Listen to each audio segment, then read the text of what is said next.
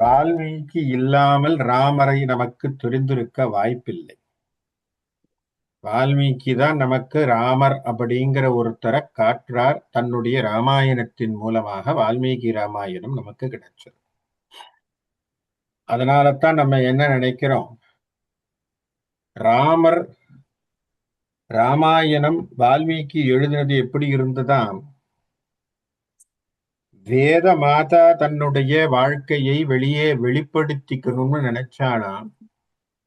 அவள் ராமாயணமாக உருக்கொண்டு வந்தாளாம். எப்படி வேதமாதா தன்னை வெளிக்கொணர வேண்டும்னு நினைச்சாலாம். என்ன நினைச்சா, ஏன்னா வேதம் படிச்சா நிறைய பேருக்கு புரிய மாட்டேங்குதுங்கிறான். இப்ப வேதமாதா யோசிச்சாலாம், சரி நாம நம்மளை வெளிக்கொண்டு வரணும், கொஞ்சம் சிம்பிளா வந்தா மக்களுக்கு புரியும்னு சொல்லி அவ ராமாயணமாக வெளியே வந்தாளாம். அந்த ராமாயணமாக வெளியே வந்த அந்த வேதமாதாவினுடைய முக்கியமான ஒரு கர்த்தாவாக இருக்கக்கூடிய காயத்ரி மாதாவாக ராமர் வெளிப்பட்டார் அப்படின்னு ஒரு ஸ்லோகங்கள் சொல்லப்படும். அதை பார்த்து அதை உணர்ந்து எழுதியவர் வால்மீகி அப்படின்னு ஸ்லோகங்கள் இருக்கு. எதற்காக இதெல்லாம் பேசுறோம் அப்படின்னா, அழகாக ராமரை நமக்கு அறிமுகம் செய்து ராமர் அப்படிங்கிற ஒரு பெரிய நாயகனை, புருஷோத்தமனை கண்ணிலே காட்டியவர் வால்மீகி. அந்த வால்மீகி காட்டிய ராமரை முற்றிலும் வேறொரு கவனத்திலே நமக்கு கொண்டு வந்து கொடுத்தவர் கம்பன். கம்பனுடைய ராமாயணம், அதனாலதான் நிறைய தடவை சொல்லுவோம், it is not a translation. டிரான்ஸ்லேஷன்னா அப்படியே மாற்றி எழுதுவது. இப்போ வேற ஒரு மொழியிலிருந்து இன்னொரு மொழியில அப்படியே எழுதிட்டு போறது, அதுக்கு பேரு டிரான்ஸ்லேஷன் பேர். ஆனா அழகாக சொல்வார் திருச்சி கல்யாணராமன் என்பவர், ஒரு அழகான பேச்சாளர் சொல்லுவார், it is not translation, it is a transcreation which is Kambaramayanam. அப்படின்னா என்ன அர்த்தம், அவர் எடுத்துட்டார் சாரத்தை, அப்படியே நமக்குன்னு இருக்கக்கூடிய பாணியில மொத்தமாக மாற்றி கொடுத்தார். அது கம்பன் செய்த யுக்தி.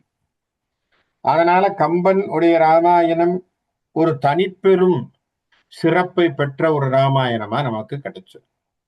அது நாமெல்லாம் தமிழர்களாக பிறந்தவர்களுக்கு இது ஒரு பாக்கியம். காரணம், கம்பராமாயணம் கம்பன் தமிழிலே எழுதியதனாலே ராமனை இன்னும் அழகு பெற சுவைப்பதற்கு நமக்கு ஒரு வாய்ப்பு கிடைக்கும். அதுல பல நாள்னு சொல்ல முடியாது, பல வருஷமாகவே ராமாயணத்தை பார்த்துக்கிட்டு வர்றோம். அதுல அயோத்தியா காண்டத்தை பத்தி பார்த்துக்கிட்டு இருக்கோம். அயோத்தியா காண்டத்திலே கைகேயி என்கின்ற ஒரு பட்டத்து அரசி தயரதன் இடத்திலே முக்கியமான 2 வரத்தை வாங்குறான். இந்த கதைகள் நமக்கு தெரிஞ்சதுதான். ஆனாலும் கம்பன் வழியாக கேட்கும் பொழுது இந்த கதையும் அவருடைய சொல்லாடலும் அவர் எழுதியிருக்கக்கூடிய பாங்கும் நமக்கு ரொம்ப சந்தோஷமாக, இன்னும் அதை படிக்கணுங்கிற ஒரு ஆர்வத்தையும் தூட்டக்கூடியதா இருக்கு. இப்ப அதுல 2 வரம் என்ன கேட்கிறார், 2 வரத்துல ஒரு வரத்திலே பரதன் நாடாள வேண்டும், சரியா? 2 வரங்களில் ஒன்று என் சேய் நாடாள. 2வது வரம் யாரு? தயரதா கோசலையினுடைய பிள்ளைன்னு சொல்லலவ. என்ன வார்த்தை போட்டா, சீதையின் கேழ்வன் போய் வனமாழ்வது. வார்த்தையை பிரிச்சுட்டா, அங்கேயே பிரிச்சுட்டா. என்னன்னு பிரிச்சுட்டா, என்னுடைய புள்ள. அப்ப சொல்லும் போது என் பிள்ளை நாடாளுவது அப்படின்னு சொல்லும் பொழுது அங்க பரதனை சொல்லியிருக்கான்னு கூட தயரதன் நினைச்சிருக்கிறதுக்கு கொஞ்சம் மிஸ்டேக் இருந்திருக்கும்னு கூட இலங்கை ஜெயராஜ் ஐயா சொல்லுவார். என்ன சொல்லுவார்னா, இந்த வார்த்தை வரைக்கும் கேட்ட பிறகு கூட முதல்ல தயரதனே கூட சந்தோஷப்பட்டிருப்பான். என்னன்னா, எம் புள்ள நாடாளனும் அப்படின்னு சொன்ன உடனே அவருக்கு என்ன மனசுல நினைச்சிருப்பா, ஓ தயரதனுக்கு எப்பவுமே கைகேயி ராமனை தன்னுடைய பிள்ளையாகத்தானே பார்த்திருக்க, ஓ அப்படியா, சரி சரி, ராமரை தானே நாடாளனும், அதைத்தான் நம்மளே சொல்ல வந்தா, இவ்வளவு அதானே கேட்கிறான்னு நினைச்சிருப்பாரு. ஆனா 2வது வரத்தை கேட்ட பிறகுதான் அவருக்கு சூட்சமம் புரிஞ்சிருக்கும், பரதனைத்தான் சொல்றா அப்படின்னு. இதெல்லாம் அழகா சுவாரஸ்யமாக, ஏன்னா பல பல என்ன சொல்றது, பல அறிஞர்கள் மேதாவிகள் கம்பராமாயணத்திலே ஆழ முத்தெடுத்தவர்கள் நிறைய பேர் இருக்காங்க. கீவா ஜெகநாதனை தொட்டு ஆசா ஞான சம்பந்தம் முதற்காக கிருபானந்த வாரியார் சுவாமிகளில் இருந்து புலவர் கீரனில் இருந்து மூமு இஸ்மாயில் இருந்து பாருங்க, இதுல மதபேதம் இல்லாமல் கம்பனை சுவைத்தவர்கள் உண்டு. பர்வின் சுல்தானா என்று சொல்லக்கூடியவள் இஸ்லாத்தை சார்ந்தவளாக இருந்தாலும் அவர்கள் ஒரு பேராசிரியர். ஆனா அவங்க பேசுறது எப்படி, அவ்வளவு அழகாக கம்பனை சுவைத்து சொல்வார். அப்ப இதுல பார்த்தோம்னா நமக்கு வியப்பான விஷயம், கம்பனை சுவைப்பதற்கு மதம் தேவையில்லை. தமிழும் அந்த ராமனுடைய அனுபவத்தை கொண்டு போய் கொடுத்துருக்குங்கிறது நமக்கு புரியுது. அதனால்தான் ராமன் பல யுகம் கடந்தும் இன்றைக்கும் நாம் கொண்டாடுகின்ற தெய்வமா இருக்கிறார்னா அதுதான் காரணம். என்னன்னா, எளியோனுக்கு எளியோனா இருந்தவன் ராமன் இல்லையா? எளியோனுக்கு எளியோனாக இருந்தவன் ராமன். ரொம்ப நமக்கு என்ன சொல்றது, நம்ம பக்கத்து வீட்டு பிள்ளைய பார்த்தோம்னா எப்படி இருக்குமோ அந்த மாதிரி ராமன் இருந்துட்டார். அவ்வளவு அழகாக அடக்கமாக தன்னுடைய ஒழுக்கத்தை ஒழுக்க சீலனாக இருந்ததினால்தான் ராமர் பல யுகங்கள் கடந்து நம்மோடு வாழ்ந்துகிட்டு இருக்கார். ஆகவே அப்பேற்பட்ட ராமநவமியிலே கதையை நம்ம தொடர்ந்து சிந்திப்போம். இப்ப கைகேயி 2 வரத்தை கேட்டுட்டா, தயரதன் என்ன சொல்றார், உனக்கு முதல் வரத்தை தர, 2வது வரத்தை கூட மறந்துடுன்னு சொல்றார். ஆனா அவ விடாபிடியாக என்ன சொல்றா, நீ 2 கொடுக்குறேன்னு சொன்ன 2 கொடு. அவளும் விடுற மாதிரி இல்லை. அப்போ அவர் சில புலம்பல்களை செய்யக்கூடியதாக இருக்கு. அதை தொடர்ந்து அவர் என்ன பேசிட்டு இருக்காருங்கிறத அதை தொடர்பாக பார்ப்போம்.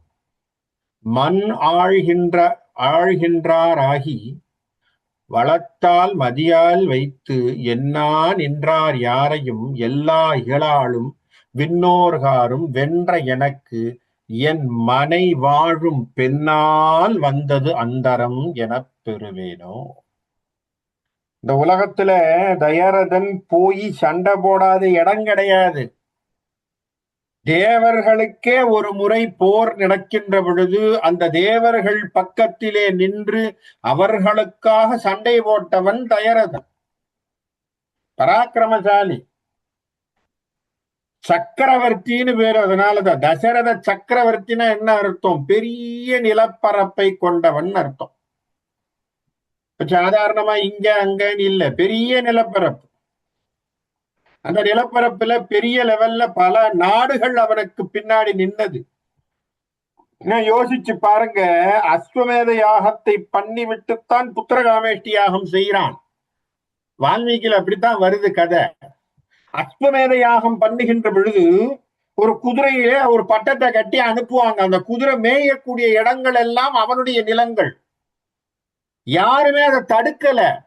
தயரதனுடைய குதிரை போனதை யாரும் தடுக்கல. அப்பனா என்ன அர்த்தம், எல்லா மன்னர்களும் தயரதனிடத்திலே தன்னை ஒப்புவித்து வந்தார்கள். அப்ப எப்பேற்பட்ட பேரரசாக அவன் இருந்திருக்கும். அப்ப அவன் சொல்றான், அப்ப மண் ஆழ்கின்றான், நான் மண்ண ஆழ்ந்தவன். அது மட்டும் இல்லை, என்னுடைய மதியினால் எல்லாவற்றையும் வென்றவன், விண்ணோருக்காக நின்றவன். ஆனால் இன்னைக்கு என்ன போச்சு, எப்பேற்பட்ட மண்ண ஆளக்கூடிய தயரதன் ஒரு பெண்ணால் கீழே விழுந்தான்னு எனக்கு ஒரு பேர் வருது. பெண்ணால் வந்தது அந்தரம் என பெறுவேனோ. இப்போ ஒரு பொண்ணால நான் கீழே விழுந்தேன்னு வரப்போகுதோ, எவ்வளவு துன்பமான விஷயம் என்று சொல்லி தயரதன் பேசுகின்றான். அப்ப அவன் மனசுல அவ்வளவு வருத்தம். என்ன காரணம், இந்த கைகேயி விடாபிடியாக வைத்திருக்கக்கூடிய விஷயம் அவனுக்கு ரொம்ப வேதனையை தரும்.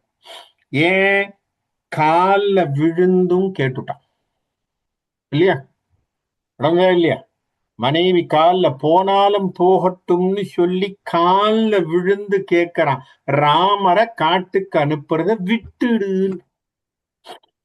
அடுத்த வார்த்தையும் சொல்லிட்டான், ராமன் காட்டுக்கு போனா நான் உயிரோட இருக்க மாட்டேங்கிறான் இல்லையா? இதுக்கு மேல வேற என்ன சொல்லணும்?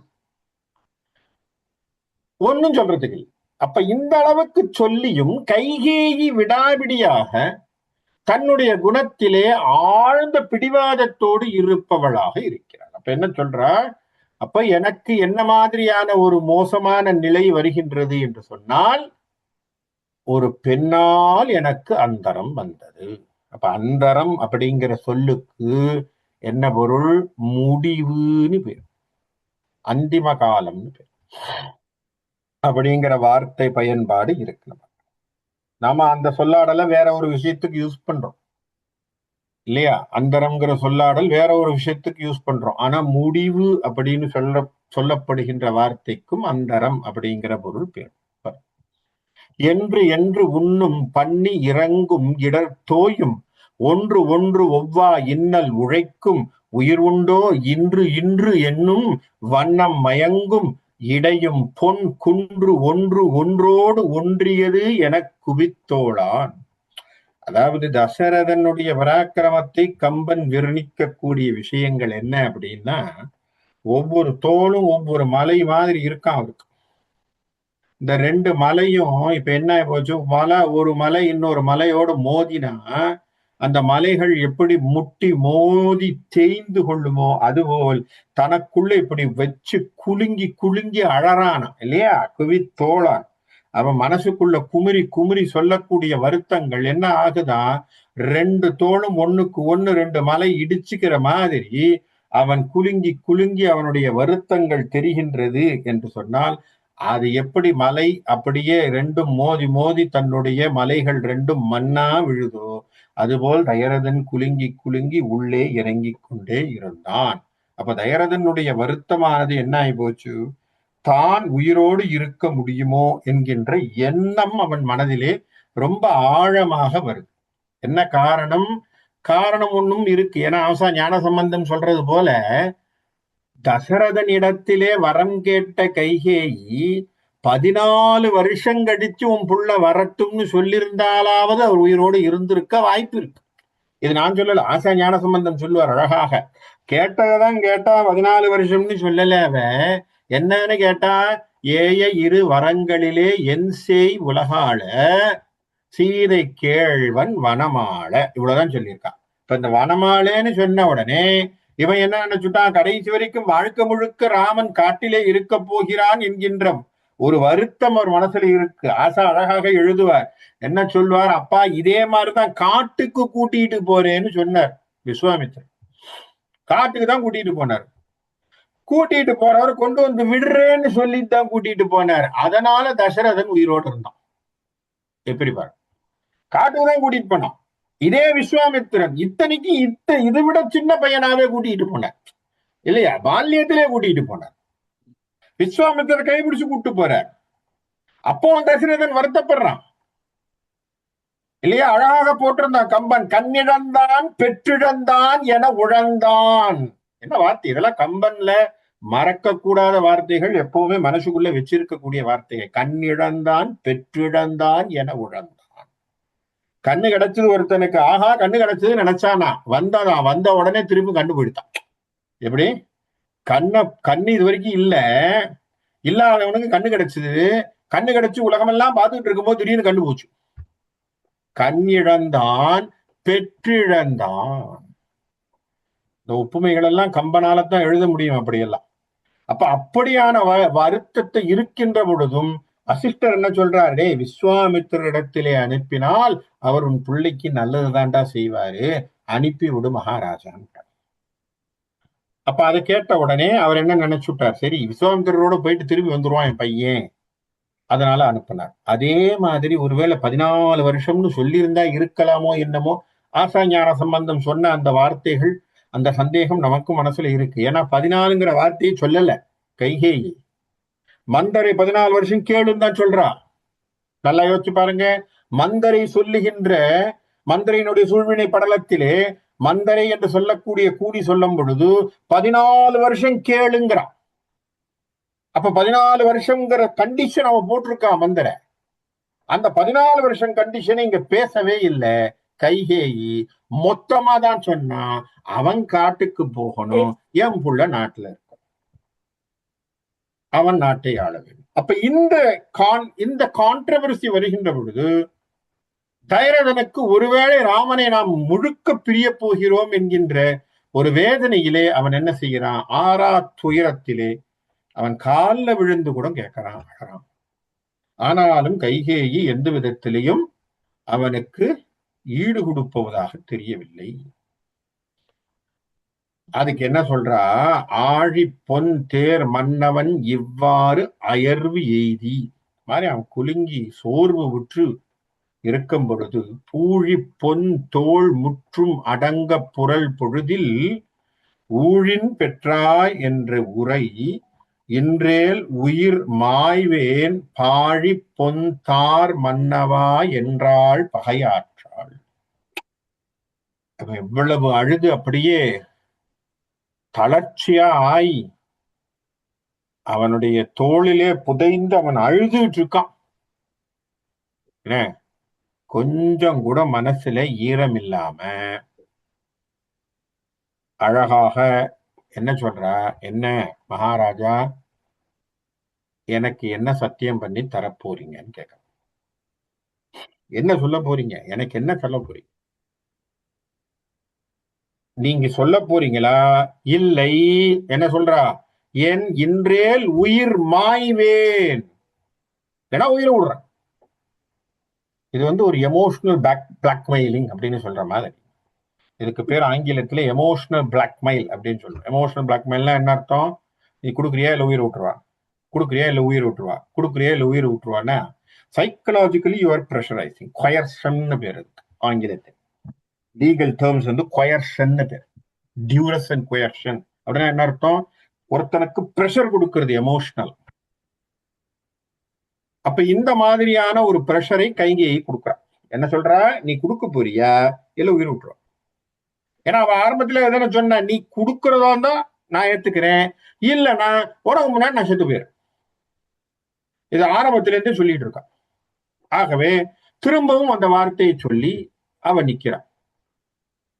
புரிஞ்ச உடனே இப்ப தயரதன் திரும்பவும் கேட்கிறான், அறிந்தான் முன் ஓர்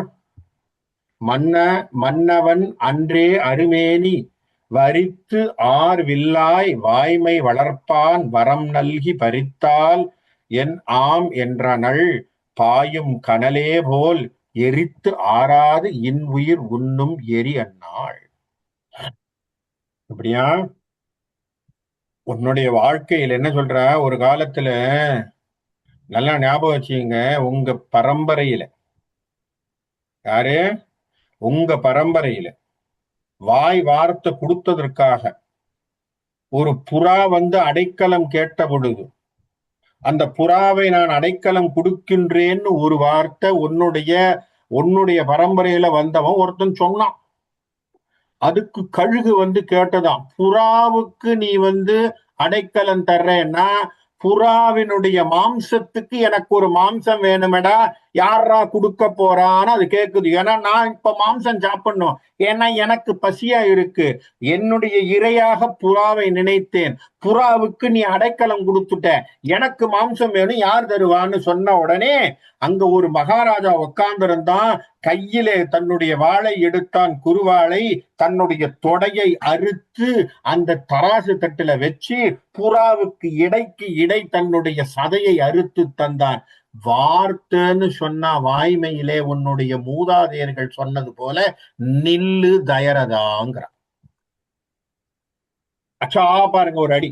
என்ன சொல்லிட்டா, வார்த்தையில உன்னுடைய மூதாதையர்கள் உன் முன்னோர்கள் புறாவுக்கு தன்னுடைய சதையை அறுத்து கொடுத்தாங்களப்பா, அது போல வாய்மையோடு நீ நில்லு. கொடுக்கிறேன்னு சொல்லிவிட்டு ஒன்னு கொடுக்கறான் ஒன்னு கொடுக்க மாட்டேன்னா என்ன அர்த்தம்? அப்ப பின்வாங்கிறேன் தானே அர்த்தம்னு கேட்கிறேன். இப்படி எப்படி அடிக்கிறா பாருங்க. இதெல்லாம் கைகேயினுடைய பேச்சு ஆற்றல்னு சொல்றதா அல்லது கைகேயினுடைய புத்தியிலே வினையாக விழுந்த விஷயங்கள்னு சொல்றதான்னு நம்மளால சொல்ல முடியல. கைகேயி பேசுறா, இவ்வளவு ஆழமான விஷயம் தானே. இப்ப நல்லா யோசிச்சு பாருங்க, உங்க அப்பா எல்லாம் வார்த்தையை கொடுத்தா தவற மாட்டாரு, நீ என்னையா ரோஷம் கட்டவனா இருக்கேன்னு எவனா கேட்டா எப்படி இருக்கும்? எனக்கு தெரிஞ்ச வரைக்கும் உங்க வீட்டுல யாரும் வாய் கொடுத்து பண்ணாதவங்களே கிடையாது. என்னடா நீ சொல்றதெல்லாம் பொய்யா இருக்கு, உன் குடும்பத்துக்கும் உனக்கும் சம்பந்தம் இல்லாம பிறந்திருக்கேன்னு சொன்னா எப்படி இருக்கும்? ஏன்னா அது வரைக்கும் சும்மா இருக்கிறவனுக்கு கூட கௌரவம் டச் பண்ணிடும். உடனே அவனுக்கு என்ன வந்துடும்? நான் கொடுக்குறேன் தான் வரும். எல்லா ஆட்களுக்கும் அடிக்கக்கூடிய ஒரு இடம். அவ அடிக்கிறா பாருங்க கைகை. ஏற்கனவே கைகை எமோஷனலா அடிச்சுக்கிட்டு இருக்கான். என்ன? எமோஷனல் பிளாக்மெயில் மாதிரி அவனுக்கு ஒரு டைட்டா ஒரு ப்ரெஷரை கொடுக்குறான். என்ன? நீ கொடுக்குறியா நான் செத்துருவா, கொடுக்குறியா செத்துருவான்னு சொல்லிட்டு இருக்கா. அடுத்தது இப்ப இன்னொரு வார்த்தையை போட்டான். அன்னைக்கு ஒருத்தர் உன்னுடைய முன்னோர்களே கொடுத்திருக்கேன்னு சொன்னாங்க. எவ்வளவு வாய் வார்த்தையில உருப்படியா இருந்தாங்க. நீ ஏன் இன்னைக்கு பின்வாங்குற? இதெல்லாம் கேட்ட உடனே தைரதன் என்ன செய்வான்? சொல்லிட்டு சொல்றான், வாயால சொல்லு, கொடுக்குறேன்னு வாயால சொல்லு. இது தரேன் அதை தரேன்னு சும்மா சொல்றது வேலை இல்லை. இப்ப பாருங்க என்ன அழகான விஷயங்கள். அப்ப என்ன அர்த்தம்? வாயால சொல்லணும். Oral statement is very important இல்லையா? அதனாலதான் நம்ம கூட இன்னைக்கு கூட ஏதோ படிக்கும் போது லீகல் ஸ்டேட்மெண்ட் நம்ம எதிரில போன்ல படிக்கும் போது is it yes, can I consider it as an yes அப்படின்னு சொல்லி வாயால கேட்கறான். அக்னாலேஜ் பண்ண வேண்டியதா இருக்கு லீகலா இல்லையா? நம்ம வாயால சொல்ல வேண்டியதா இருக்கே. ஒரு ஸ்டேட்மெண்ட் படிக்கும் பொழுது do I record it as yes அப்படின்னு yes, is it yes sir? S.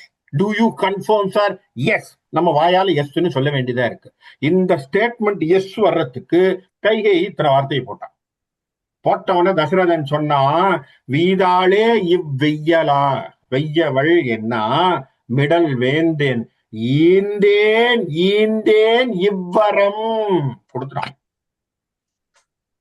அதுவும் எத்தனை தடவை போட்டான்? 2 தடவை போட்டிருக்கான். பாருங்க கம்பனுடைய வார்த்தைகள் பாருங்க என்ன அழகா. 3 தடவை போடல, ஈந்தேன் ஈந்தேன் ஈந்தேன்னு சொல்லல, 2 தடவை. ஏன்? நீ ஒரு தடவை தாண்டா ஈந்தேன்னு சொன்னேன்னு சொல்லிட்டானா? அப்படி ஒரு கேள்வி வரலாம் இல்லையா?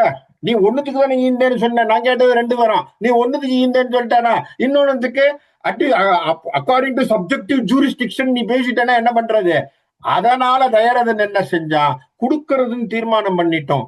ஈந்தேன் ஈந்தேன் இவ்வரம் சொல்லிட்டு ஸ்டேட்மெண்ட் அக்செப்ட் பண்றான். என்னவா சொல்றான்?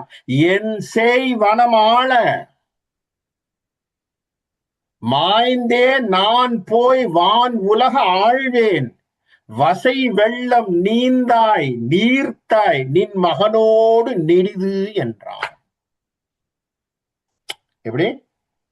இதெல்லாம் தான் நம்ம ரசிக்க வேண்டிய இடங்கள் கம்பன்ல. அந்த கம்பனை எவ்வளவு தடவை படிச்சாலும் புதுசு புதுசா இருக்குங்கிறது இதுதான் காரணம். என்ன வார்த்தைகள் பாருங்க. ஈந்தேன் ஈந்தேன் இவ்வரம். என்ன? 2 வரம் கொடுக்குறேன். என்ன வரம்? எம்புள்ள நீ கேட்ட மாதிரி காட்டுக்கு போவோம், என் செய் வனவாழ மாய்ந்தே நான் போய் வான் உலகம் ஆழ்வேன் சொல்லிட்டான் வாயால. என்ன சொல்லிட்டான்? நான் செத்துறேன், நான் போறேன். நீ என்ன பண்ணுவ தெரியுமா? வசை வெள்ளம் நீந்தாய். உன்னை எல்லாரும் திட்ட போறாங்க, வசைபாடுவார்கள் இல்லையா? பழி என்னும் கடலிலே நீ விழுவாய், நீர்த்தாய், அது கடக்க முடியாம அதுல மூழ்கி போவாய், நின் மகனோடும் நெடிது, உன் பிள்ளையோட சேர்ந்து நீயும் மூழ்குண்டான். சரியா? போ. அப்ப ஈந்தேன் ஈந்தேன் கொடுத்துட்ட போ, இதுக்கு மேல நான் ஒண்ணும் சொல்ல முடியாதுன்ட்டான். கூறா முன்னம் இவ்வளவு விஷயங்கள் இவள் சொன்ன உடனே அவன் ஈந்தேன் ஈந்தேன்னு சொல்லி மற்ற விஷயங்கள் சொல்றதுக்கு முன்னாடி பாருங்க, அவர் முடிக்க கூட இல்லையா. கூறா முன்னம் கூறு படுக்கும் கொலைவாளின் ஆறாம் என்னும் வன் துயர் அகத்திடை மூழ்க. அவனோ கஷ்டப்படுறான். இந்த வார்த்தையை சொன்னது சொல்லி முழுச முடிக்கிறதுக்கு முன்னாடி அவனுக்கு அழுக வருது, கண்லேருந்து வீறிட்டு அவன் அழறான் இல்லையா? அப்படியே என்ன சொல்றது, தன்னை அப்படியே கூர்வாழால வெட்டி போட்ட மாதிரி இருக்கு. அவன் மனசுக்கு அப்படியே துடிக்கிறான். இந்த வார்த்தையை சொல்லி முடிக்கிறதுக்கு முன்னாடியே தேரான் ஆகி செய்கை மறுத்தான் செயல்முற்றி ஊரான் என்ற சிந்தையினாலும் துயிலுற்றாள். இவன் என்ன பண்ணான்? இவ்வளவு சொல்லிட்டு இருக்கான், அவன் மறந்து போய் தன்னுடைய செயலையே மறந்து கீழே மயங்கி விழறான். இவன் என்ன பண்ணானா, கைகேயி அவன் சொல்லி முடிக்கிறதுக்குள்ள நம்ம விஷயம் முடிஞ்சு போச்சுன்னுட்டு சந்தோஷமாக திரும்பி படுக்கறைக்கு போய் படுக்க போயிட்டான். துயிலுற்றாள், போயிட்டான். எப்படி பாத்தீங்களா? புருஷன் அங்க கஷ்டப்பட்டு இருக்கான், கீழே விழுந்துட்டான், மயக்கம் அடிச்சு. இப்ப கைகேயி என்ன பண்ணா, புருஷனை விட்டுட்டா, போய் படுக்க போயிட்டான், துயில் விட்டுற, போய் உறங்கி கொண்டாள். இப்ப யாராவது அந்த மாதிரி படுக்க முடியுமா? யோசிச்சுப்பார். ஒரு கணவன், அன்புக்கினிய கணவன், என்றைக்குமே தன்னையே, அதுவும் கைகேயே மட்டும் கொண்டாடி, அதிகமாக கொண்டாடிய கணவன் ஆகிய தசரதன், அதிகமாக நேசித்தவன், ராஜாங்க விஷயத்தை அத்தனைத்தையும் ஓடி வந்து தயரதன் அவள்கிட்ட தான் சொல்லி இருக்கான். அப்பேற்பட்ட கணவன் மூர்ச்சையாகி கீழே விழறான் சார், மயக்கமாய் கீழே விழுந்திருக்கான். என்ன பண்ணா, வரம் வாங்கினேன்னு கிளம்பி போய் தூங்கிட்டான். இப்ப எந்த அளவிற்கான மனம் திரிபு என்பது மந்தரை செய்திருக்கா. இப்ப நம்ம புரியுதா நமக்கு? நான் சொல்றது ஏன் கைகை எப்படி மாறி இருக்கான்னு பாருங்க.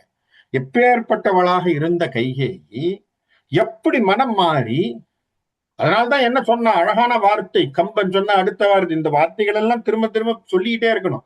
தீயவை யாவிலும் சிறந்த தீயாள், இல்லையா?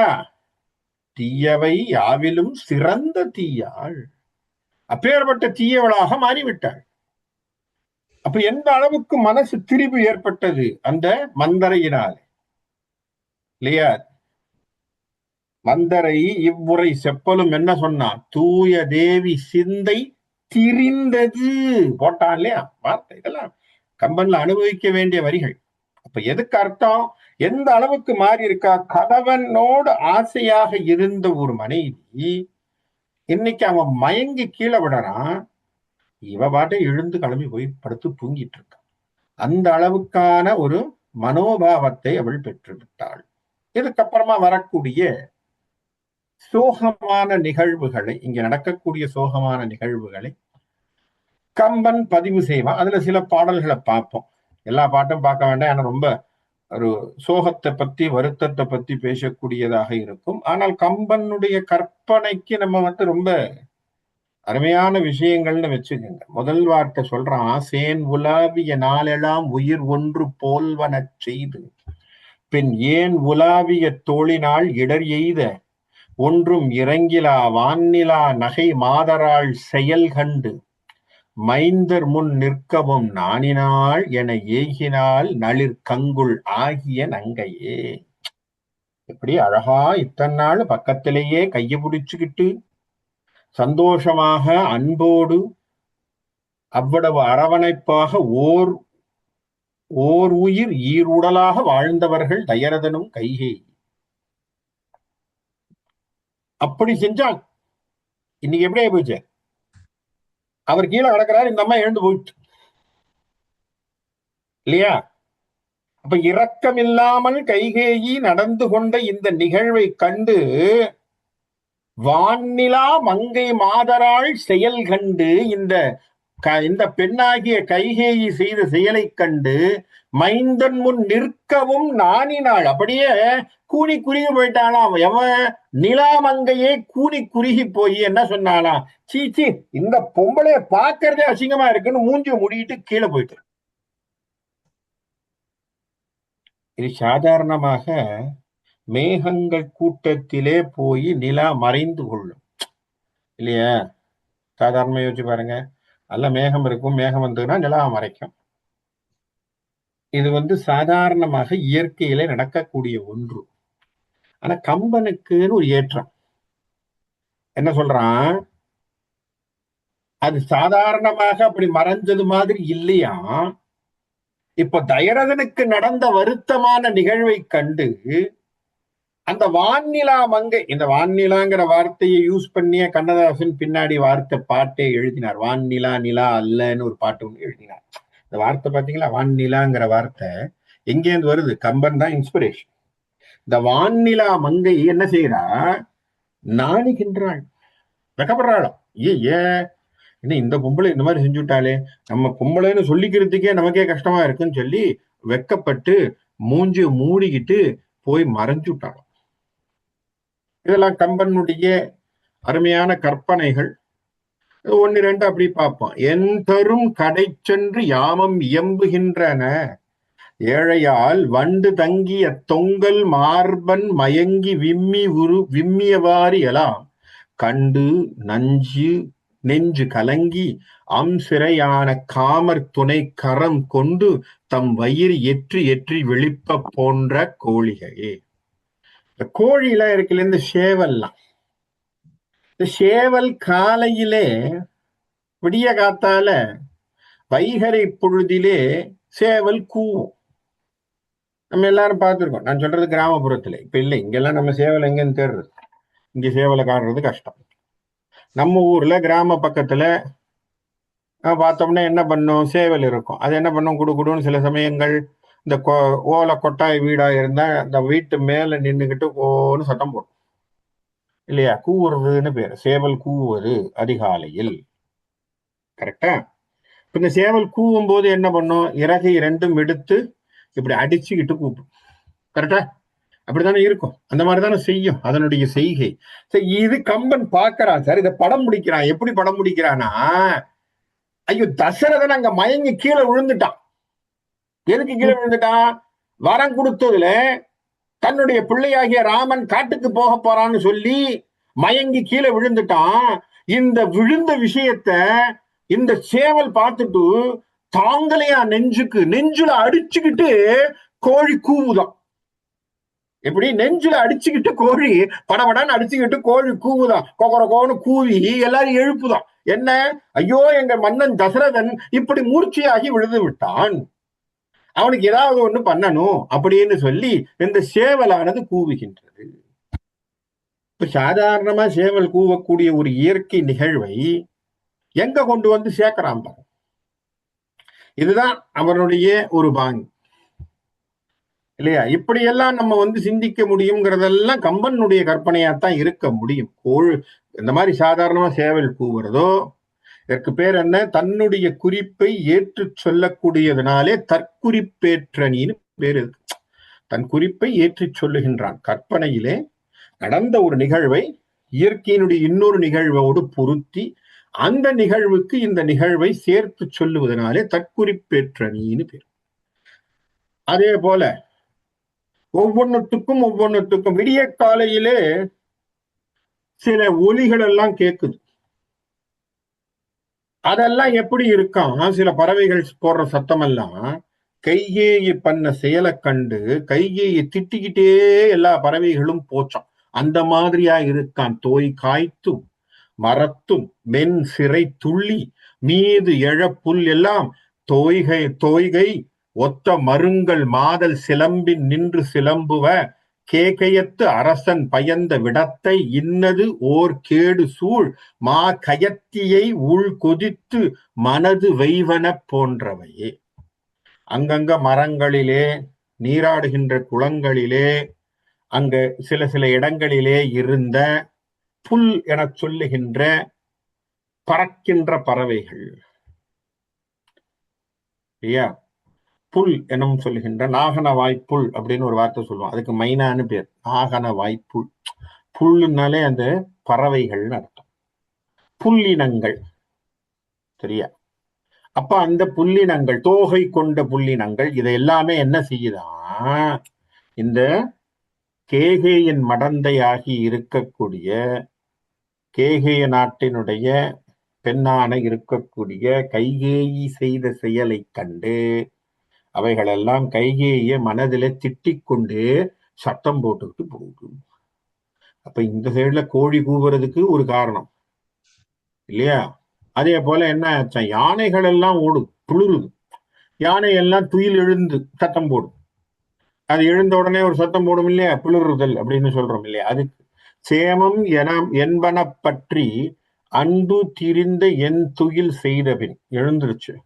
வாம மேகலை மங்கையோடு வனத்துள் யாரும் மறக்கிலா நாம நம்பி நடக்கும் என்று நடுங்குகின்ற மனத்தவாய் யாமும் இம்மண் இறத்தும் என்பன போல் எழுந்தன யானையே. இப்போ கைகேயி நம்முடைய நாயகனாக இருக்கக்கூடிய திருமாலின் அவதாரமாக இருக்கக்கூடிய ராமனை வனத்துக்கு போன்னு சொல்லிவிட்டார். இனி வனத்துக்கு அவர் போயிட்டாருன்னா இந்த மண்ணுல நான் இருந்து என்னடா பண்ண போறேன்னு யானை எல்லாம் திடீர்னு எழுந்து ஒவ்வொன்றும் சத்தம் போட்டு பிளிரிக்கொண்டு எழுந்து நின்னுச்சான். சாதாரணமா யானை எழுந்து நிக்கிறதுங்கிறது ஒரு கதை. இது ராமர் காட்டுக்கு போயிட்ட பிறகு நமக்கு என்னடா வேலைன்னு சொல்லி நாமளும் இந்த நாட்டை விட்டு போயிடணும்னு நினைச்சு இதுவும் சத்தம் போட்டுச்சான் அப்படிங்கிற ஒரு விஷயங்கள். அது போல விண்மீன்கள் மறையுதல். வானத்துல சூரியன் வருகின்ற பொழுது நட்சத்திரங்கள் மறைவதுங்கிறது இயற்கை இல்லையா?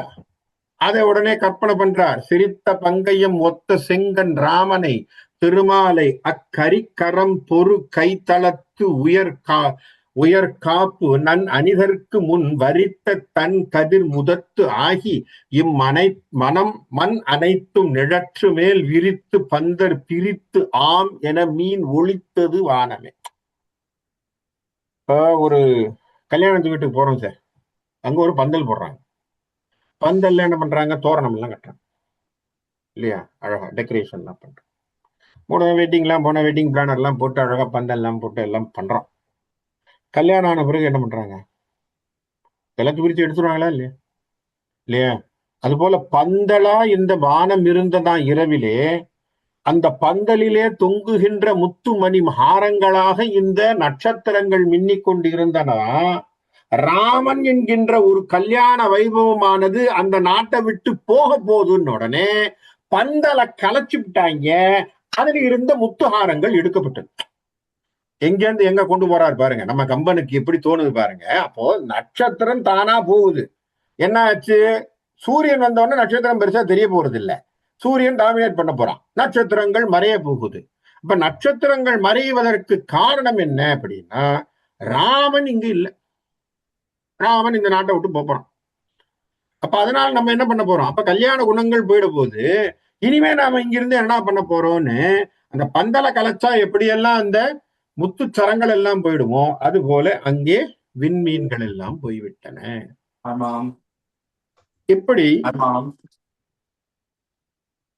இப்படியாக பல பல எண்ணங்களை ராமனுடைய ஒன்று ராமன் காட்டுக்கு செல்லுகின்ற பதிவைக்கும், இன்னொன்று தசரதனுடைய துயரத்தையும் பதிவு செய்வது போல பல பாடல்கள், கிட்டத்தட்ட ஒரு 16 பாட்டை கம்பன் எழுதியிருக்கு. கற்பனை, அவ்வளவும் கற்பனை, அவ்வளவு விஷயங்களை வச்சு எழுதக்கூடிய கற்பனையாக அவனுடைய கற்பனைகள் கொட்டி தீர்த்திருக்க. அந்த மாதிரி அழகான கற்பனைகள். சரியா? சோ அந்த கற்பனைகளை தாண்டி நம்ம வந்தோம் அப்படின்னு பார்த்தோம்னா, இப்போ நாளைக்கு அரசவையிலே அவருக்கு பட்டாபிஷேகம்னு சொன்ன உடனே கிட்டத்தட்ட எல்லாருமே எழுந்து அந்த பட்டாபிஷேகத்திற்கு வேண்டிய விஷயங்களை செய்ய போகிறார் இல்லையா? அப்ப பட்டாபிஷேகத்துக்கான மண்டபத்துக்கு போகணும். அது போல அங்க போய் அங்க இருக்கக்கூடிய விஷயங்களை செய்வது, இதெல்லாம் நம்ம பண்ண வேண்டிய விஷயங்கள் இருக்கும். அது மட்டும் இல்லாமல் அந்த நாட்டிலே பல விதமான ஒரு மங்கள வாத்தியங்கள் இசைக்கிறது, இதெல்லாம் வரணும் இல்லையா? இல்லையா? ஒரு சாதாரணமா ஒரு கல்யாணம்னாலே நம்ம வீட்டுல சாதாரணமா மேளதாளங்கள் ஆரம்பிக்கிறோம். அது போல ஒரு நாட்டுல இவ்வளவு பெரிய வைபவம், அதுவும் அயோத்தி நாட்டுக்கு ராஜாவா பட்டாபிஷேகம் பண்ண போறோம் ராமரை. அதுவும் மக்கள் அத்தனை பேருக்கும் பிடித்த ஒரு அருமையான ராஜா. இப்ப அவரை ராஜாவா பண்ண போறாங்கன்னு சொன்னா நாட்டுல வைபவமே இருக்காத. ஏன்னா அவங்களுக்கு இன்னும் ஞாபகம், மக்களுக்கு இன்னும் விஷயம் தெரியாது. கைகேயி என்ன கேட்டிருக்கான் யாருக்கு தெரியும்? மக்களுக்கு எதுவும் தெரியாது இல்லையா? இவங்க பாட்டுக்கு தன்னுடைய நிலையில எழுந்திருச்சிருக்கிறாங்க. இவங்க பாட்டுக்கு என்ன நினைக்கிறாங்க, ஒரே ஆரவாரத்தோட, ஆடவர்களும் சரி மகளிரும், அதை போட்டிருப்பார் கம்பன், ஆடவரும் சரி மகளிரும் சரி ரெண்டு பேருமே என்னன்னா, ராமருக்கு நாளைக்கு பட்டாபிஷேகம் சொன்னதுனால தூக்கம் கூட வரலையா. இப்போ நம்ம வீட்லயே கல்யாண வேலையை வச்சுக்கிட்டு நீங்களே சரியா தூங்க மாட்டீங்க. நமக்கே அது இருக்கும் தெரியுமா? நாளைக்கு கல்யாணம்னு வச்சுக்கோங்க, உங்க பொண்ணுக்கோ பையனுக்கோ ஏதோ கல்யாணம்னா மனசு உங்களுக்கு சாதாரணமா ராத்திரி தூக்கம் வந்துருமா? தூங்க போவீங்க தான், நடிக்கிறது தான், சும்மா உடம்ப சாய்க்கிறதுக்காக போய் படுப்போமே தவிர சும்மா கண்ணு இழுத்து ஒரு நாப் செஷன் மாதிரி ஒரு 20 நிமிஷம் இருந்தாலே பெரிய விஷயம், 30 நிமிஷம் படுத்தாலே பெரிய விஷயம். அப்புறம் திடீர்னு எழுந்து உட்காந்துக்கிட்ட உடனே இதெல்லாம் செய்யணுப்பா அதெல்லாம் செய்யணுப்பா அப்படின்னு மண்டை ஓடும். அப்ப நமக்கே அப்படி இருக்குன்னா மக்களுக்கெல்லாம், அதுவும் ராஜாதி ராஜாவாக அந்த ராமன் உட்கார போறான்னா அவங்க எல்லாருக்கும் பிடித்தமான ஒரு மனிதன், பிடித்தமான ஒரு மன்னவனாக அவன் இருக்க போகிறான் என்று சொன்னால் அங்க யாருக்கும் தூக்கம் வரல. அதனால ஆடவர்கள் எழுந்தார்கள், மகளிர்கள் எழுந்தார்கள், குடுகுடுன்னு போய் குளிக்கிறாங்க, செய்யறாங்க, அவங்க வீட்டு ஃபங்க்ஷன் மாதிரி எல்லாம் செஞ்சுட்டு இருக்காங்க. அப்ப அங்க பலவிதமான ஒளிகள் ஒலிக்கின்றன. அது அழகாக படம் பிடிக்கிறான் கம்பன். தழை ஒளித்தன, வண்டு ஒளித்தன, தார் ஒளித்தன, பேரியாம் உழவு ஒளித்தன, தேர் ஒளித்தன, முத்து ஒளித்து எழும் அல்குளார் இழை ஒளித்தன, புல் ஒளித்தன, யாழ் ஒளித்தன, எங்கனும் மழை ஒளித்தன போலும் கலித்த மனதின் முந்துரு வாசியே. எவ்வளவு ஒளித்தனங்கிற வார்த்தையை போட்டிருக்காரு பாத்தீங்களா? இதுதான் கம்பன். அவ்வளவு விஷயங்களை கொண்டு வந்து கொட்டுற. நகரம் எல்லாம், மக்கள் எல்லாம் அங்கங்க என்ன செய்யறாங்க? தழை என்று சொல்லக்கூடிய விஷயங்கள் ஒலிக்கிறது. வண்டு ஒலிக்குது. சாதாரணமா வண்டு ரீங்காரம் விடுவதை வண்டு ஒலிப்பதாக சொல்கிறார். மலர் மாலைகளாக விளங்கின. மலர் மாலைகள் பேரியாம் உழவு ஒலித்த. பேரிகைகள் என்ற வாத்தியங்கள் எல்லாம், பேரிகைகள் பெருசா இந்த பெரிய பேரிகைகள்னு சொல்லுவோம் இல்ல, பெருசா முரசடிக்கிற மாதிரி, அது முரசு. அது போல வாத்தியங்கள் வாசிக்கப்படுது. தேரெல்லாம் ஓடுது. இப்ப நம்ம ஊர்ல நம்ம ஊர்ல நம்ம 4 மணி 5 மணிக்கு கார் ஓடுற மாதிரி இல்லையா? நம்ம உடனே நம்ம கேட்குறோமா இல்லையா? சில சமயங்கள் சம்மர் டயத்துல சில சமயம் பார்த்தோன்னு இப்போ இன்னும் ஒரு கொஞ்ச நாள்ல போனோன்னே, இன்னும் 1 மாசம் 1.5 மாசம் கழிச்சு போனோடனே காலங்காலிலே கார் எல்லாம் கடற்கடன்னு ஓடுற சத்தம் எல்லாம் கேட்கும். சர்ன்னு போறதும் வர்றதும், ஊன்னு சத்தம் போடுறதும், ஹார்ன் அடிச்சு போறதும் இல்லையா? அப்போ அங்க பெரிய விழா. அப்ப தேர் ஓடுறது கேட்காதா? தேர் ஓடி இருக்கு. இப்ப தேரெல்லாம் ஓடுது தெருவுல. முத்து ஒலிக்குது இல்லையா? அணிகலன்கள் ஒலித்தன. எல்லாம் ட்ரெஸ்ல அவங்க போட்டிருக்கக்கூடிய நகைகளோட நடந்து போறாங்க, அதெல்லாம் கேட்குது. பறவைகள் கூவுகின்றன, யாழ் வீணைகள் ஒலிக்கிறது. சரியா? அந்த மனதினுடைய வேகத்தை விட வேகமாக ஓடக்கூடிய குதிரைகள் ஓடுகின்ற குழம்பு சத்தங்கள் கேட்குது. மேகங்கள் அப்படியே கர்ஜனை செய்யற மாதிரி இருக்கு. இதெல்லாம் அங்க அவ்வளவு சத்தங்கள், அவ்வளவு மங்கள வாத்தியங்கள் போல விஷயங்கள் எல்லாம் ஒலித்து கொண்டிருக்கிறது. அதுபோல விளக்குகள், பெரிய பெரிய தீபங்கள் எல்லாம் எரியுது. பல வகை இசைகள் ஒலிக்கப்படுகின்றன. சரியா? அத்தனை வகையிலும் அங்கே இருக்கின்ற பொழுது அங்கே அழகாக கதிரவன் தோன்றுகின்றான். தூபம் முற்றிய கார் இருட்பகை துள்ளி ஓடிட உள் எழும் தீபம் முற்றவும் நீத்து அகன்றன சேயது ஆர் உயிர் தேய வெண் பாவம் முற்றிய பேதை செய்த பகை திறத்தினில் வெய்யவன் கோபம் முற்றி மிகச் சிவந்தனன் ஒத்தனன் குணக்குன்றிலே. சாதாரணமாக சூரியன் உதிக்கின்ற பொழுது சிகப்பா இருப்பான். இந்த சிகப்பா சூரியன் வந்தது என்ன காரணமா? கைகேயி இந்த மாதிரி பண்ணிவிட்டாலும் கோபத்தோடய வந்திருக்காராம். என்ன காரணமா? ஏன்னா இது அவருடைய குலத்து சம்பந்தப்பட்ட விஷயம் தானே. சூரிய குலத்துல வந்தவங்க தானே இவங்க எல்லாம். எப்படி தன் குலத்துல சேர்ந்தவங்களுக்கு இந்த மாதிரி ஆயிப்போச்சு அப்படின்னு அவருக்கு ஒரு கோபம். அவர் கோபத்தோட வர்றாரு அப்படியே சர்ன்னு மேல. அப்படியே இந்த கைகை செய்த சூழ்ச்சியெல்லாம் கொண்டு அவர் மனசுல வச்சுக்கிட்டு அப்படியே வர்றாரு. அது தவிர எல்லாரும் அப்படியே சந்தோஷமாக என்ன நடக்க போகுதுன்னு எல்லாரும் பாக்குறாங்க. அப்ப அயோத்தி நகர மக்களே இப்போ ஆரவாரத்தோடு மிகவும் எதிர்பார்ப்போடு நின்று கொண்டிருக்கிறார்கள். இன்ன வேளையின் 7 வேளையும் ஒத்தபோல் இறைத்து எழுந்து அன்ன மாநகர் மைந்தன் மாமுடி சூடும் வைகள் இது ஆம். என்ன இந்த என்டையர் நகரமே என்ன பண்ணுது? கண்ணாட முழிச்சுட்டு இருக்கு. அன்னைக்கு ஒண்ணுமில்ல, அன்னைக்கு அயோத்தியிலே ஒரு 2-3 வருஷத்துக்கு முன்னாடி கோவிலினுடைய கும்பாபிஷேகம் பண்ணி திறக்கின்ற நாளாக இருந்தது. அது கிட்டத்தட்ட லைவ் நேரலை ஒளிபரப்பு பண்ணாங்க. கிட்டத்தட்ட நம்ம ஊருக்கு அது ராத்திரி 2 மணியா இருக்கும்னு நினைக்கிறேன். எனக்கு தெரிஞ்சு அது லைவ் ப்ரோக்ராமையே பல தேசத்திலிருந்து எல்லோரும் முழித்து ராமனுடைய கோவில் திறப்பு விழாவை பார்ப்பதற்கும் அவருடைய சமாச்சாரத்தை பார்ப்பதற்கும் உட்கார்ந்து இருந்தாங்க, என் உட்பட. நானும் பார்த்துட்டு இருந்தேன். ஏன்னா எனக்கும் சந்தோஷம்தான், ராமர் கோயில ராமரை பார்க்கணும்னு ஆசைப்பட்டு உட்கார்ந்து தான் இருந்தா. ராத்திரி கிட்டத்தட்ட 2:30 மணி 3 மணி பார்த்துட்டு தான் தூங்கினேன். இப்ப எனக்கே ராமர் கோவிலை பார்க்கறதுக்கே இவ்வளவு சந்தோஷம்னா, ராமரோடவே இருந்து அயோத்தியிலே பக்கத்திலேயே இருந்து ராமனுக்கு முடிசூட்டு விழான்னு கேட்டிருந்தா எப்படி இருந்திருக்கிறோம். என்ன பண்றது, நாமெல்லாம் ராமரோட பிறக்கலைங்கிற ஒரே வருத்தம் தான் எனக்கு. ஆனா இவ்வளவு தூரத்திலிருந்து ராமனை பார்த்துட்டு இருக்கோங்கிற ஒரே சந்தோஷம் தான், அவ்வளவுதான். அப்போ இன்ன வேளையின் எழுவேளையும் ஒத்த போல் இறைத்து எழுந்து அன்ன மாநகர் மைந்தன் மாமுடிச்சூடும் வைகள் இது. மக்கள் எல்லாம் அத்தனை பேரும் சந்தோஷம். என்னன்னா இன்னைக்குதான் சார் எங்க ராமருக்கு முடிசூட்டு விழா. இன்னைக்கு எங்க ராமருக்கு முடிசூட்டு விழா. துண்ணும் காதல் துறப்ப வந்தவனை சொல்லால் ஆம் வகை அம்மன்னோருக்கு உன்னல் ஆவன அல்ல எண்ணினும் உற்ற பெற்றி உணர்த்துவோம். அப்படி அவ்வளவு பேரும் அவ்வளவு சந்தோஷமா என்னுடைய புள்ள ராமன், எப்படி என் மைந்தன் ராமனுக்கு இன்னைக்கு பட்டாபிஷேகம். ஏன்னா அந்த மாதிரி ராமர் நல்ல குணத்தோடு இருந்தார். அதனாலதான் திரும்ப திரும்ப சொல்றேன், ராமரை மிஞ்சுவதற்கு எந்த தலைமை பண்புகளும் நம்ம கிட்ட இல்லை. ராமன் தான் லேண்ட்மார்க், பெஞ்ச் மார்க், ஸ்டாண்டர்ட் அவர் தான். ஏன்னா நாட்டுல அத்தனை பேர் எப்படி ரசிப்பாங்களா? எம்புள்ள ராமன்கிற எம்மைந்தன் ராமன், அவனுக்கு நாளைக்கு முடிசு வந்தாச்சு. கிளம்புப்பா கிளம்புப்பா, என்னமா பேசிட்டு உட்காந்துருக்க, கிளம்பு கிளம்பு, நேரமாய் போச்சு, எல்லாரும் போகணும். அப்படி மங்கையர்கள் ஓடுறாங்க. அங்கே எல்லா விதமான உவகைகளும் பொங்கி எல்லாருடைய மனமும் எப்படி இருக்கிறார்கள். மாதர்கள் கற்பின் மிக்கார் கோசலை மனத்தை ஒத்தார்.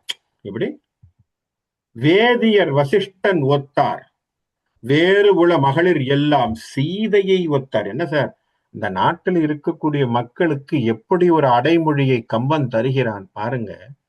அன்னாள் திருவினை ஒத்தாள் அவ்வூர் சாதுகை மாந்தர் எல்லாம் தயரதன் தன்னை ஒத்தார். எப்படி என்ன மாதிரி பாருங்க, அந்த ஊர்ல வாழக்கூடியவர்கள் கற்பிலே சிறந்த மகளிராக இருப்பவர்கள் யாரோடு ஒப்புமை கொண்டவர்கள்.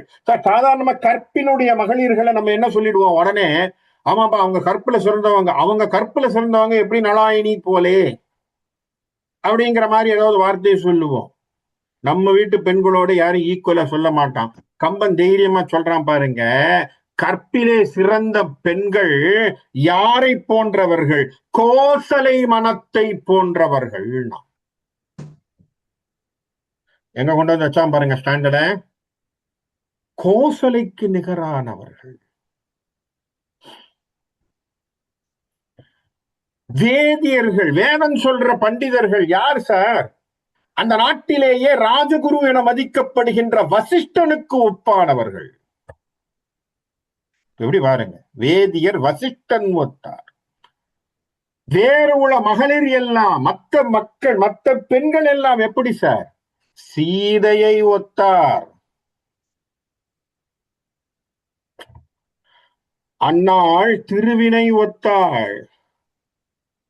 அந்த சீதையோ யார்? லக்ஷ்மி தேவியை போன்றவள்.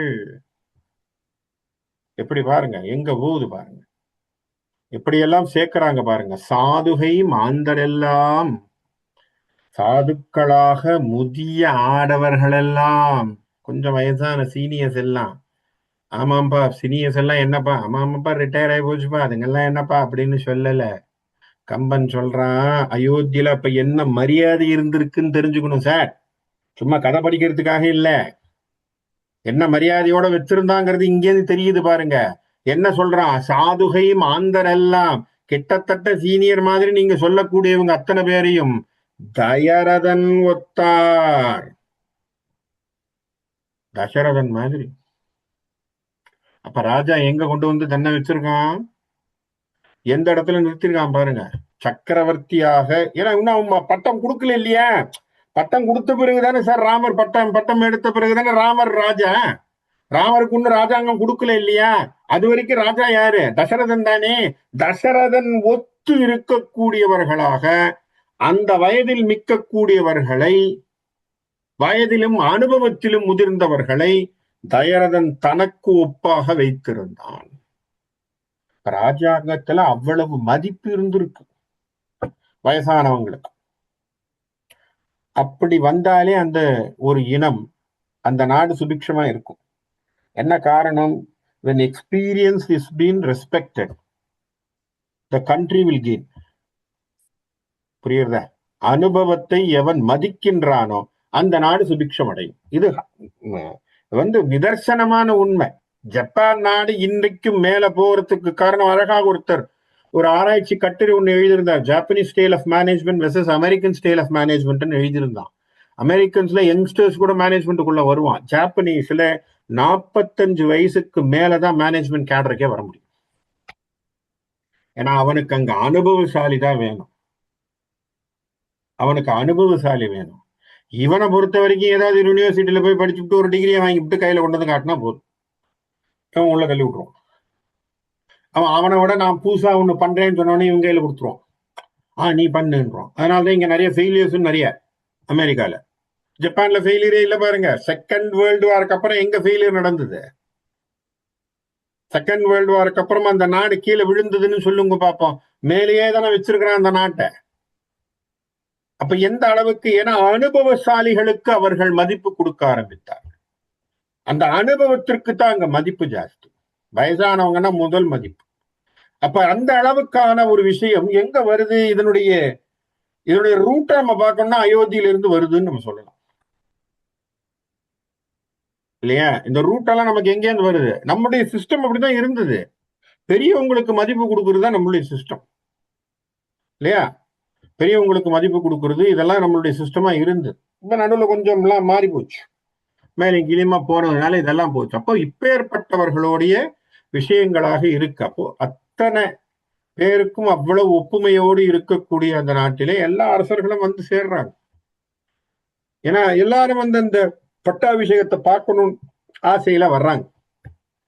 இமிழ்திரை பறவை ஞாலம் எங்கனம் வறுமை ஊற உமிழ்வதும் ஒத்த உதவு காதல் உந்திட வந்தது அன்றே குமிழ் முளை சீதை கொங்கன் கோமுடி புனைதல் காண்பான் அமிழ்து உனக் குமிழ்கின்ற குழுகின்ற அமரரின் அரச வெள்ளம். எப்படியே வந்து கொட்டுதா? எப்படி அரச வெள்ளம்னா அப்படின்னா மக்கள், அதாவது மக்கள் எப்படி வந்து கும்பலாக சேர்ந்தார்களோ அதுபோல் அரசர்கள் எல்லாம் அப்படியே வந்து கொட்டக்கூடியவர்கள் போல வந்து விழுங்குறார்கள். எதை பார்க்கறதுக்கு வந்தாங்கன்னா, ராஜாவாக எப்படி ராமன் உட்கார போறான், அவன் பக்கத்துல சீதை உட்கார போறான், அதை பார்க்கறதுக்கே சந்தோஷமா இருக்கும்னு இவர்கள் எல்லாம் ஓடி ஓடி ஓடி ஓடி வந்து பார்க்கிறார்கள்.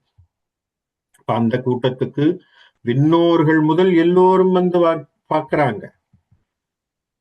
அப்ப கூட்டத்தில் இருக்கக்கூடிய அளவிடா முடியாத பெரிய கூட்டத்தை எப்படி பேசுறார் பாருங்க. கூட்டத்தினுடைய பெருக்கத்தை பற்றி அழகாக கம்பன் குறிப்பில் சொன்னார்.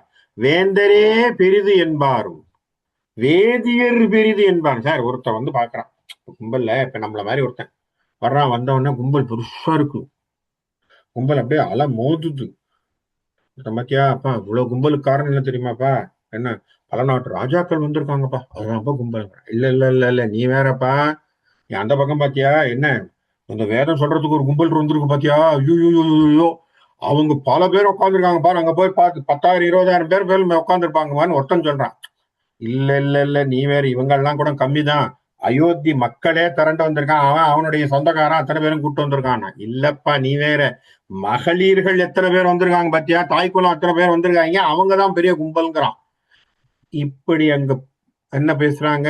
உள்ளுக்குள்ளே மக்கள் எது பெருசு, எவ்வளவு பேர் எங்க வந்திருக்காங்கன்னு சொல்றாங்களா.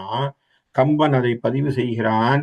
வேந்தரே பெரிது என்பாரும் வேதியர் பெரிது என்பாரும் மாந்தரே பெரிது என்பாரும் மகளிரே பெரிது என்பாரும் போந்தே பெரிது என்பாரும். சரியா? வந்து சேருகின்ற கூட்டமே பெருசுன்னு சொன்னாலும் புகுவதே பெரிது என்பாரும். வந்து போகக்கூடிய கூட்டமே பெருசா இருக்குன்னு சொல்லிட்டு இருந்தாலும் தேர்ந்ததே தேறி அல்லால் யாவருமே தெரிய கண்டா. யாருக்குமே புரியல, ஆனா கும்பல் வந்து சேர்ந்துகிட்டே இருக்கு. யாராலும் எதையும் சொல்ல முடியல, எதனால வந்தது இவ்வளவு கும்பல்னு தெரியாது. ஆனா ராமருக்கு பட்டாபிஷேகம்னு சொன்னதுனாலே கும்பல் வந்து சேர்ந்தவன். அப்படியே வெள்ளம் வெள்ளமா வருது. இப்ப இந்த கும்பமேளால வந்து பார்த்தோம்னா கும்பல் வந்து சேர்ந்ததுன்னு காட்டுறாங்க. நம்ம டிவியில பார்க்கும் போதே தெரியுது. இந்த லைவா பார்க்கும்போது கும்பமேளால அவ்வளவு கும்பல் நின்னதுன்னு பாக்குறோம். நானும் அவ்வளவு வரிசையாக அழகாக மக்கள் போனார்கள் வந்தார்கள், நம்ம பார்த்துருக்கோம் இல்லையா? லைவா போன அங்கிளுக்கு தெரியும். அதனால அவங்க பார்த்தவங்களுக்கு தெரியும் எவ்வளவு பேர் வந்தாங்க, என்ன கும்பல் இருந்தது, என்ன போனது. அப்போ என்ன காரணம்? அந்த கும்பமேளாவுக்கே இவ்வளவு கும்பல்னா ராமனுக்கு பட்டாபிஷேகம்னா எப்படி இருந்திருக்கும் யோசிச்சுப்பாரு. அப்ப அவ்வளவு பேர் வந்து அப்படியே கொட்டுகின்ற அளவிற்கு, அதனால யாருனால கும்பல் என்னங்கிறது சொல்ல முடியல. அப்படி வந்து விழக்கூடிய கும்பலாக அங்கே அவ்வளவு அப்படி ஜனங்கள் அலை திரளாக வந்து வந்து வந்து வந்து சேர்ந்தார். இத்தனை பேரும் வந்து சேர்ந்து எல்லோரும் நிற்கக்கூடிய விஷயம் என்ன?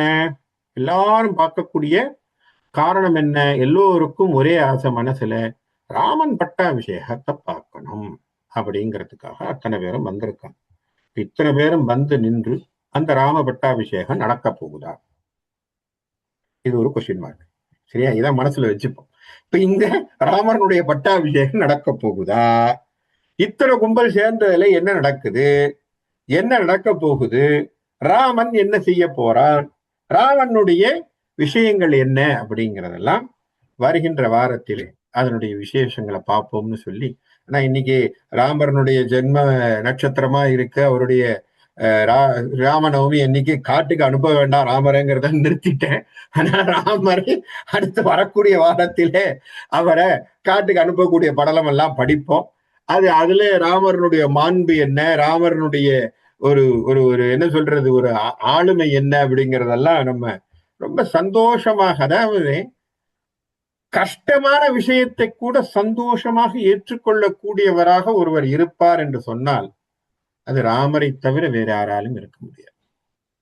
அதனாலதான் அவரை நம்ம சொல்லும் போது ஸ்திதப்பிரஜன்னு சொல்றோம். சரி, எதை கொடுத்தாலும் ஒரே மாதிரியே இருந்தார்.